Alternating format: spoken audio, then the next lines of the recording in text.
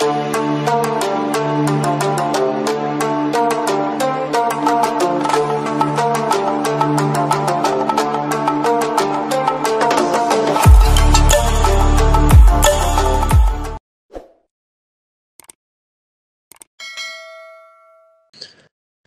to the Hyperpolyglot Activist, Learn Languages, Make a Difference. My name is Dr. Carlos Lopez, and I'm joined today with Santi. Santi, how are you doing?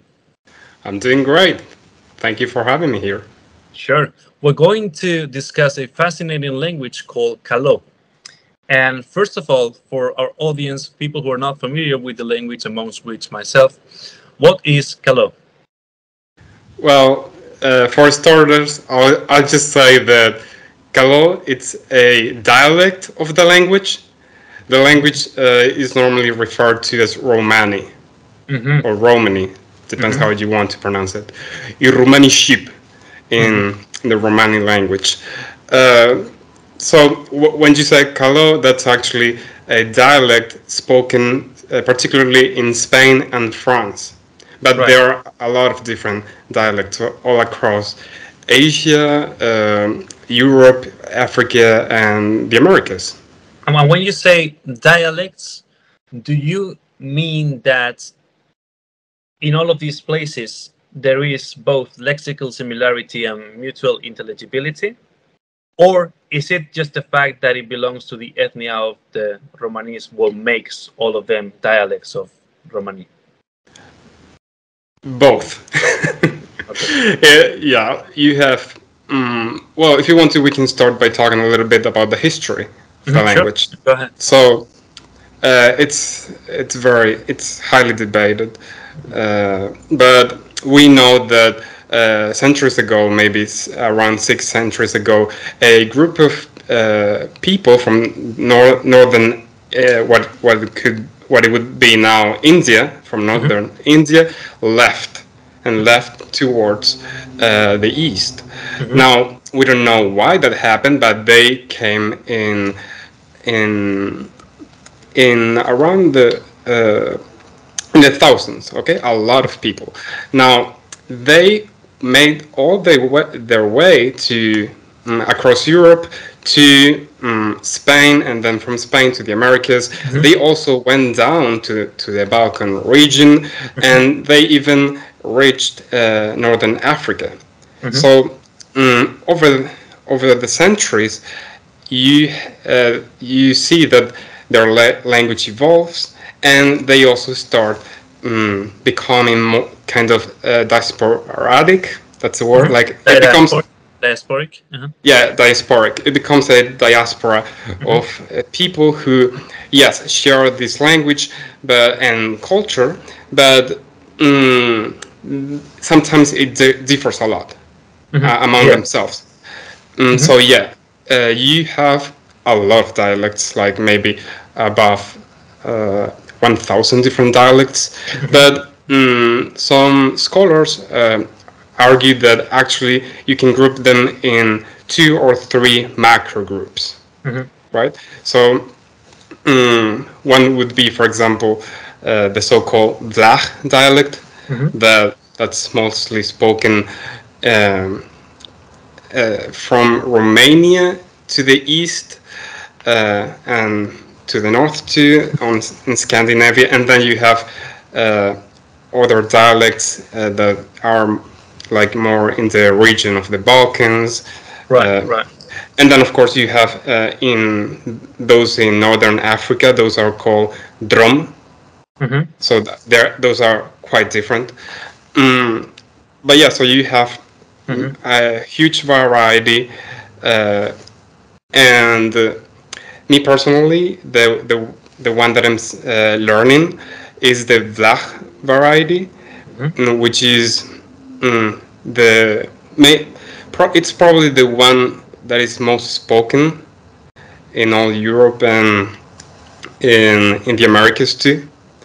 So that's the one that has the most resources for people to learn, etc. So I know that one, but if you know one, then you can easily learn others.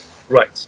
So speaking of which, how did you come in contact with the particular dialect that you were referring, and how did you start learning Caló or Romani? Well, it's kind of funny because I was actually recording videos on Omegle for my channel, and I happened to stumble upon this linguist who had learned a, a variety of Romani called Sinti. Okay, See. Sinti is mm, the Roma that live in France. Hmm. Okay, so this guy he really liked jazz manouche. Hmm. I don't that kind of gypsy jazz. We don't say gypsy Hmm. because, especially in English, it's sort of a slur, right? Yeah. In Spanish, like it seems like they have appropriated the term, and now it's a sign of pride, right? Like they, Yeah. The Gypsy Kings, right? yeah, exactly. But in English, many people don't like it, Yeah. so Yeah. I'll try to avoid using it. Hmm. But yeah, so Sinti people, Sinti also refers to Germany, like Hmm. German and French Roma people. Right. They speak a very particular variety of Hmm. Romani. It's very a little bit mixed in with German and French respectively. Hmm. Um, and he was telling me about it, how he learned it, that it was not easy, etc. So I became fascinated by the idea of learning about this language, and then one day I started studying it a little bit. I found resources, and I fell in love with the language. So, but you see, the language he's learned and spoke was Sinti, which is very mixed with French, and it's quite different. So I speak the Vlach is mostly spoken in Romania, Hmm. maybe in Serbia, the Scandinavian countries, in Britain, in the Americas too. Mm, Not in Spain. in Spain, okay, I can tell you about Spain. Hmm. What happened in Spain is that yes, we had uh, we have a very big Roma community here in Spain. But what happened here is that a long time ago, one of our kings decided to commit genocide, which is nothing new here in Europe, right? Hmm. So one night he ordered to gather up as many Roma people as he could, and they actually uh, collect like put together a lot of them. And the idea was to kill them all. But in the end, he didn't kill them, but that was enough to scare them to stop transmitting the language. Of Right. course, it was not just that incident. Hmm. Uh, all across Europe, Roma people have been Hmm. submitted into slavery. They have been discriminated. They are still discriminated to this day, Hmm. to a great extent. Like, especially in the in the East. Oh, sorry, I said before West. East meaning West. Right. Yeah, but yeah, especially in the eastern countries, they really hate on Romans. Hmm. So, but what happened here is that yeah, there were laws excluding Roma people. There were, for example, these laws that said that if they spoke Romani, they would get their tongues cut off, or Hmm. they would get killed, etc., etc. So what happened in the end was that the language was um, slowly lost. Hmm. Right, it started to mix more and more with Spanish, and in the end, what we have as a result today is Caló. Caló is basically Spanish grammar with Romani lexicon, Hmm. Hmm. right? So that's that Caló. It's something that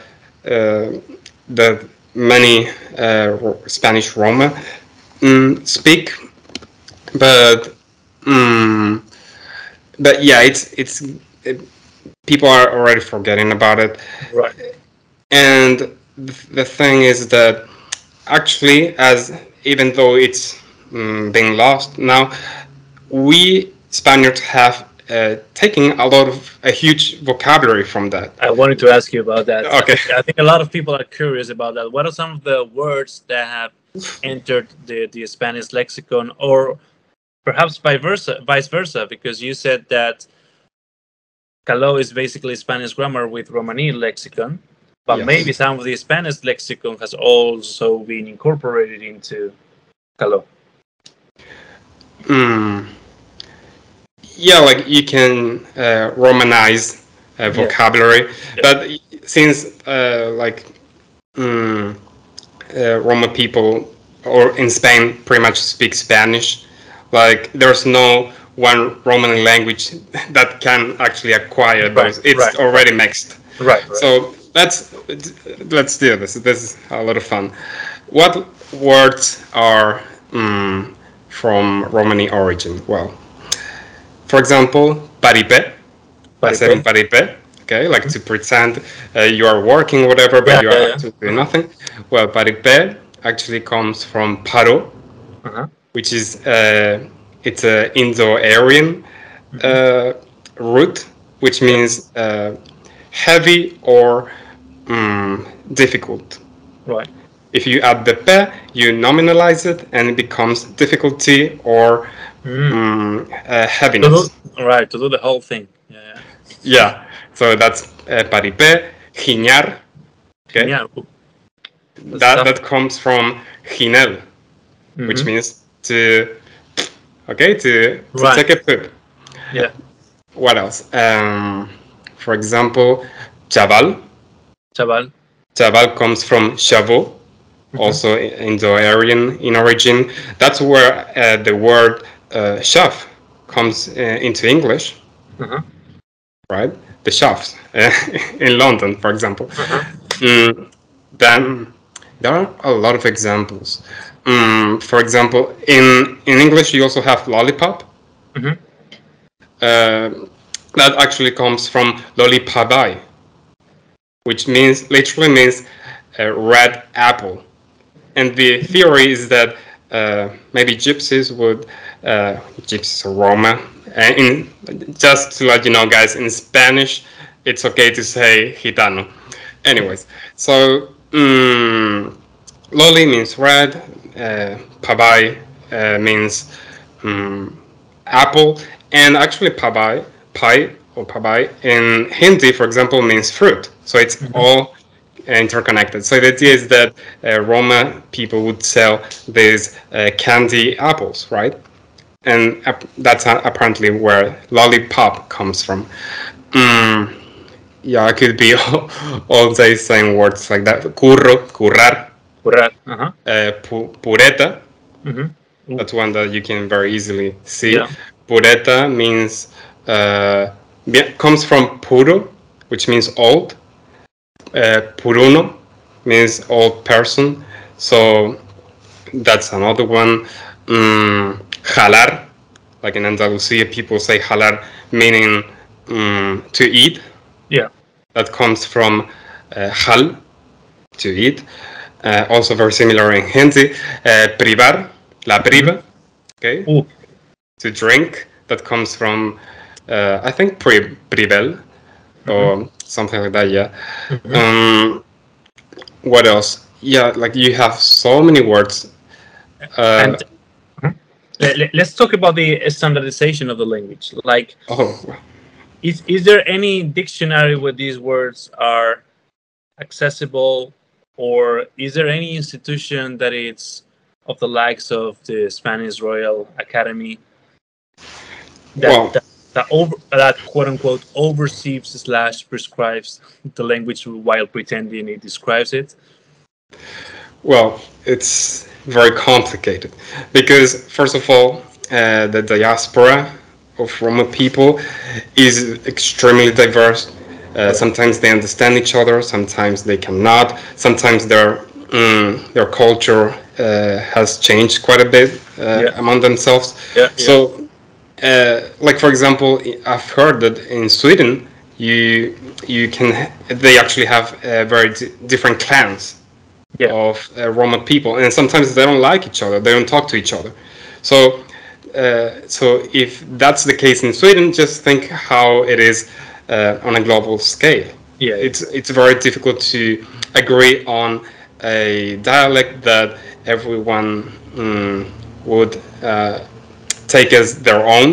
Right. First of all, because they are very proud people, and they think that it seems like every clan thinks that their own Romani is the only right way to speak the Right. language. So it's very complicated. Of course, there has been some international conferences where scholars have come together and have tried to create a standardized variety of the language. They actually did create an alphabet, right? You can use very peculiar and letters for the Romani language. It's very beautiful. I actually really like that way of writing it. But the problem is that, yeah, no. First of all, there's no one state that will impose that Right. standardization, Yeah. because, as I'm telling you, these are people that always live in other people's country, right? They have always been discriminated against and considered the other wherever they go, right? So they don't have, in most places, they don't have political power to do any standardization process. And then another problem is that this is highly controversial because, I mean, there are some scholars that have pointed out that first of all, many people don't recognize those scholars as real Roman. There's Right. this idea that there's this idea in the community that a lot of Gage, okay, Gage is how they call non-Roman.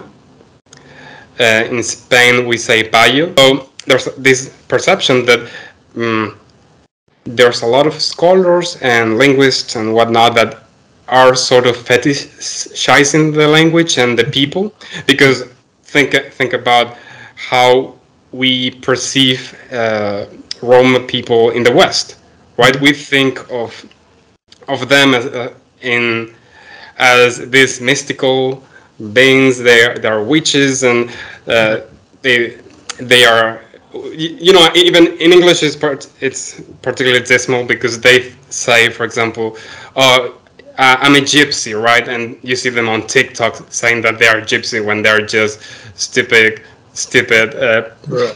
posers, right? Or Right. for Right. example, think of Shakira. Soy Yeah. gitana. Yeah. You are not gitana. What the heck? You're not. Yeah. The cultural appropriation is huge. The Orientalism that's behind all of this is Yeah. Yeah. terrible as well. Absolutely. So, and then on top of all of that, you have these, I mean, a lot of racist prejudices against the community, and the problem that they feel like they are objects of study, right?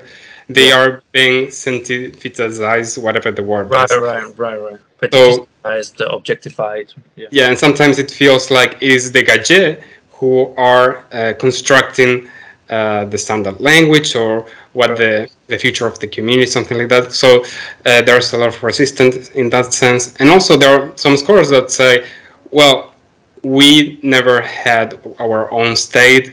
Our diversity is actually what makes us Romany.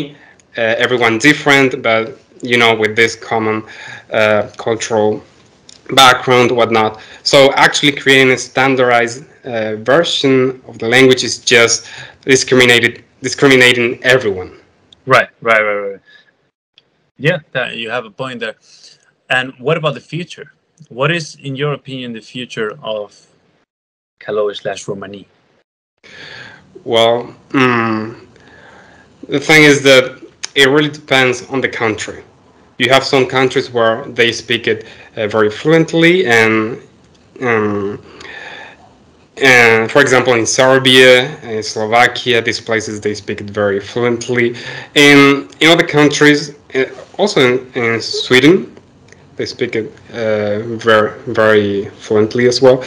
Especially when there was this war in Yugoslavia, a lot of them fled to other countries. So you may find uh, those people everywhere. Also, there was people don't talk about this. So usually, when we talk about the Holocaust, we talk about the Jews. But there was a lot of gypsies, Roma people who were killed in the Holocaust, and that's something that the community is really trying to make people aware of, right? Because it was a lot of now yeah, it depends on the country. In Romania, they speak it, but the thing about Romany too is that depending on the country, the language Romany always exists as a non-official language. Okay, Right. so for example, in Romania, the Romani language starts to acquire a lot of vocabulary from Romania. Those in Sweden acquire a lot of vocabulary from Swedish. And the same happened in the United States and Canada, for example. They can speak with a lot of Anglicisms. For example, most Vlach speakers say amal, which means friend. But in North America, they may say freno, from friend, freno. Right. And this mixing with English reaches a point where they start, just like in Spain, undergo this process of mixing English with Romani, and it becomes quite distinct. But you can still see that it's a mix of the two. So in many countries is dying out. In some other countries, it still is very much alive. But there's the hope that even in countries where the cultural genocide has been already sort of done, like in Spain, people can learn it again. For example, in Spain, there are a lot of people interested in revitalizing the language. I personally know many of these scholars and teachers. They're great, and they help me to learn the language, and that can be the hope of this language. People learning it again, reappropriating it, etc. Fascinating points about translingual practices and learning the language in the 21st century. How hard is it for a speaker of Spanish as his her first language to learn this language? Now we get geeky on grammar. Well, first of all, it's a beautiful language. For example, I can say you something. I think I'm already getting to a B1 level in Vlach. For example, I can say me simo o Santiago, me kamau te siklavao I Romani ship, so duleske kadai ship si but shukar. Okay, that just means my name is Santiago. I really like the language, and I want to learn it because it's very beautiful. Okay, so I don't know what does it sound to you like? It sounded a little bit at the beginning to me, sounding a bit like French. Okay, I can get that. Yeah. And then, but yeah, the mutual intelligibility is just not there with the Spanish. Yeah, it's a bit different. I mean, you do hear some words like there's a lot of, for example, if I say different, for example, diferentni situacja. Right. Yeah. Right, I'm taking words from Latin. Yeah. So those are easy to understand. Yeah, and also perhaps the sentence structure and order felt. It's quite European. It's quite European, actually. Yeah. So the grammar is not that difficult. And before I forget, I actually used one word you probably know, which is camel. I know. Camela. Camelar. Camelar. Okay, that's another one. Acá, Acá es yak. ambos. No, ojos, ojos. Me lo han Ah, dicho sí, tus sí, sí. acá y me lo han dicho tus ojos. En sorry, in Spanish or in Caló, you say acáis. But Uh-huh. in this more widely spoken Roma, Romani, you say yaka. Yes. It varies a little bit, but there you have one. Camelar in Spanish means to seduce, maybe to Yes. like. Yes. In Romany, you say camel, mi camau, I want, right? Mm-hmm. Another interesting word that actually goes all the way back to India is mangel, which Manguel. means to ask, Mm-hmm. right? Ask something from another person, right? So from that word, which is the Mm-hmm. same in Hindi, by the way, The comes manga. the word mangar. No way. But It is not here, to just ask, right? It's just you first take it and then you ask.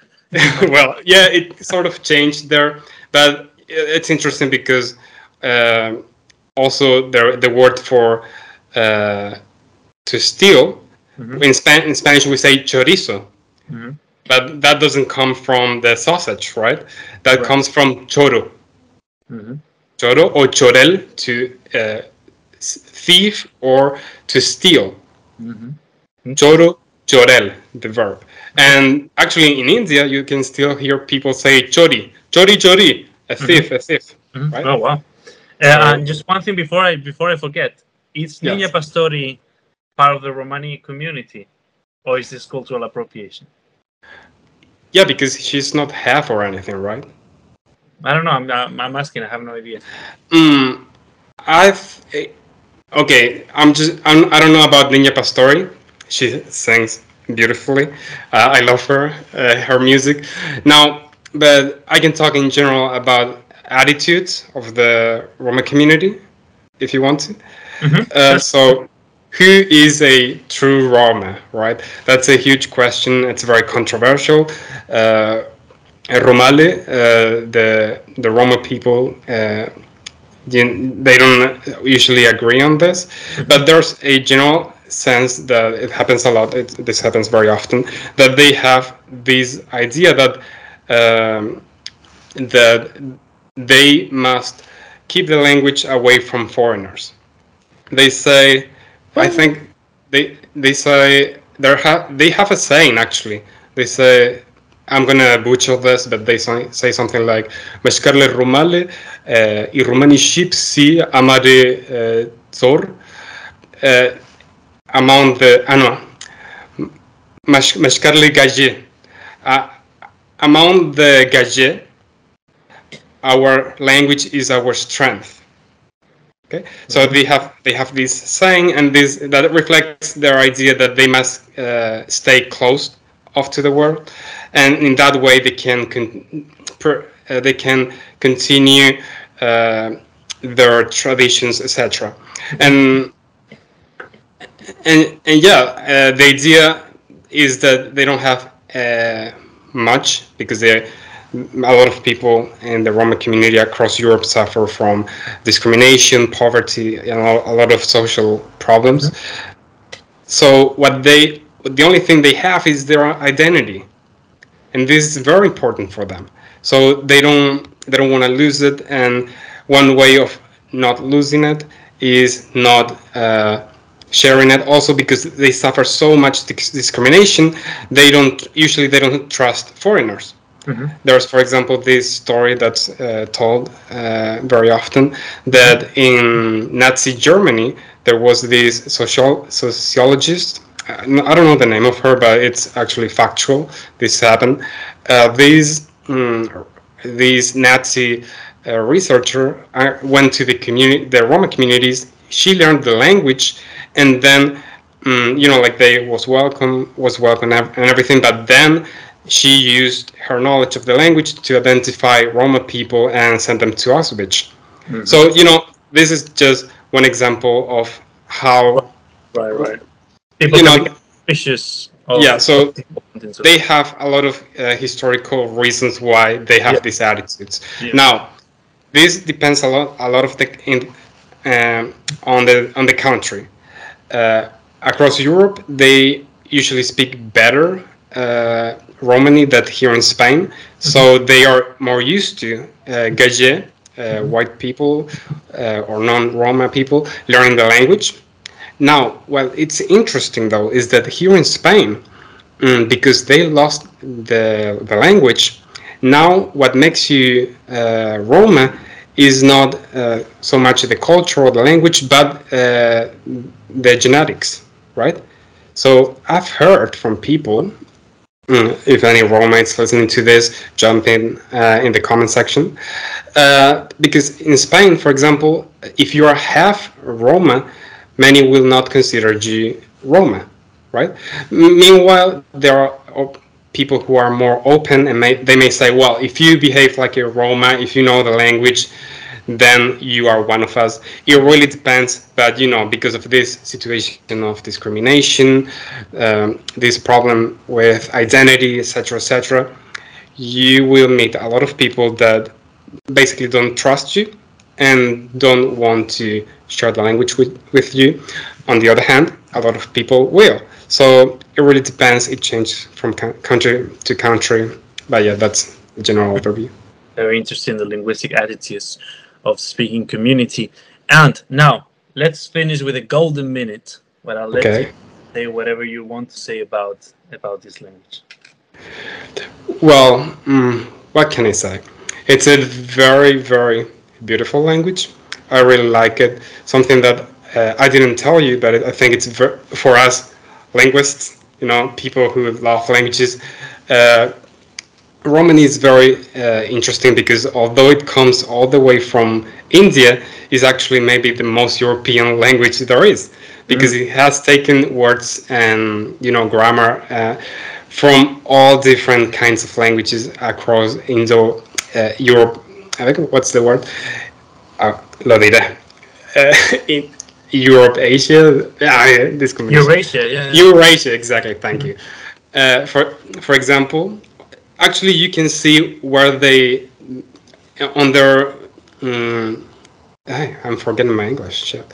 As they moved towards the west, Yeah. they picked words from the languages that were spoken in the different areas they're passed through. So thanks to that, we know more or less where they were living in different periods of time. So, for example, we know that as they first left India, they a lot of different groups of Indian people starting to mix in or live together because and they just created this sort of pigeon as they were living together.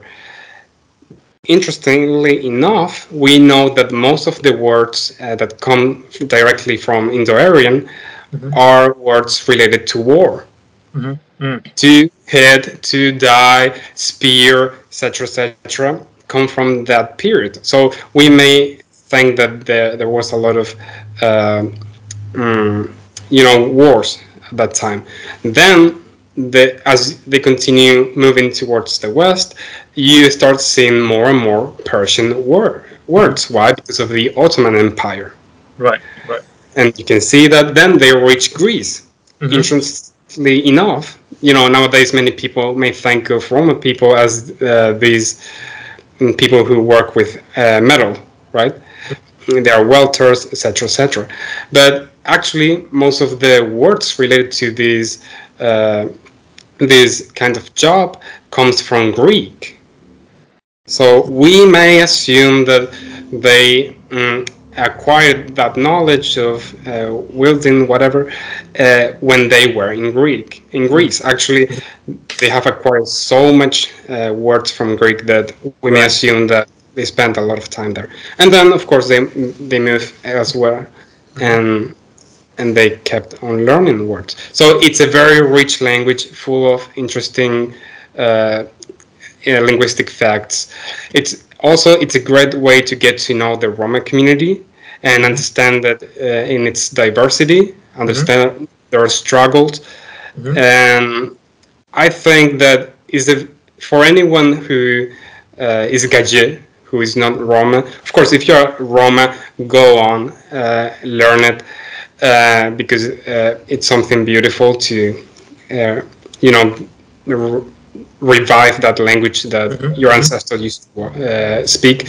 But if you're Gaje, I would encourage you to also learn the language and learn about the community, because I think the problem across Europe is that people don't understand Roma and they're just racist. And learning about them, their language, etc., can be a very good starting point to,